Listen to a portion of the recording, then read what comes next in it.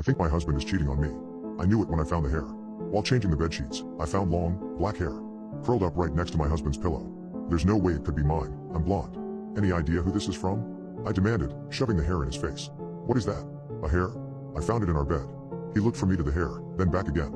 Are you saying, you think I'm cheating on you? Of course, that's what I'm saying. I wanted to shout. There's another woman's hair in our bed. But I swallowed, stepped back, and took a deep breath instead. Do you know whose hair this is? No idea. Maybe from Tanya, when she visited. I mean, to be fair, Greg's never given me any reason to think he's cheating. He's a computer nerd who spends most of his time on Reddit or playing D&D. He's attractive, but not an Adonis by any standard. I haven't noticed any missing time, and he doesn't seem overly protective of his phone. But the clues kept piling up. For one, I started finding hairs everywhere. One on the kitchen counter, another in my home office, a few on our couch.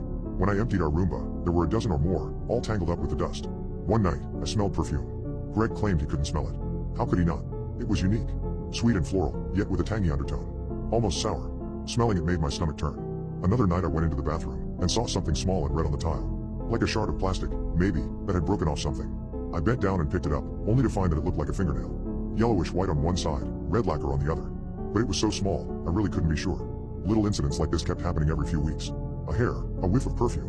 Every time I almost had a panic attack. Sometimes I'd confront Greg in a wild rage, other times, I'd just innocently ask him what it was. It depended on my mood.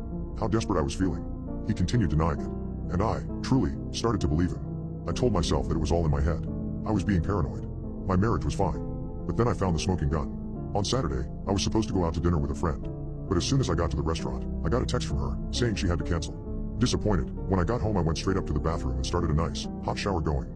I peeled off my clothes, waited for clouds of steam to pour out, and then threw back the shower curtain.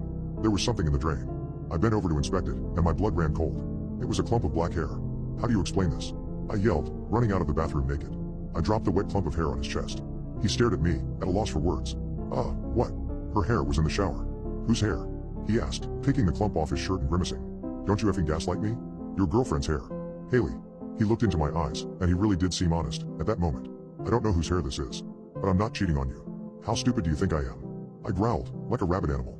There is another women hair in our shower.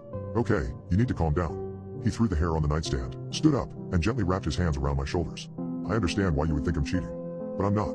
I promise. She's in the closet, isn't she? What? I looked down at the trail of water on the carpet, leading straight from the bathroom to the closet. That's just for me. I just took a shower, and went to the closet to get my clothes. I sidestepped him. Haley, he said in a warning voice behind me, but I didn't listen. I ran across the room, grabbed the double doors, and slid them back. It was empty. I pushed our shirts back, kicked the piles of laundry on the floor, even went on my tiptoes and checked the high shelf. Nothing. I told you I wasn't having an affair. This doesn't prove anything. I wanted to yell. So she's not here. It still doesn't explain the hair, the perfume, or any of the other duckery going on in our house. But I forced myself to shut up. Because no matter what I said, if he were having an affair, he wouldn't tell me. I'd have to find out on my own. The next day I left for my mom's. I left before he woke up. With everything going on, I just couldn't face him. I needed space. Time alone. I sent him a text after I got there, telling him I'd be home in 3 days. But I just missed him too much, so I came back after 2. I drove home in silence, my knuckles white on the steering wheel, my heart pounding in my chest. I pulled into the driveway near midnight. The house was dark, except for the dim night light we always left on in the bathroom. I quietly slid the key into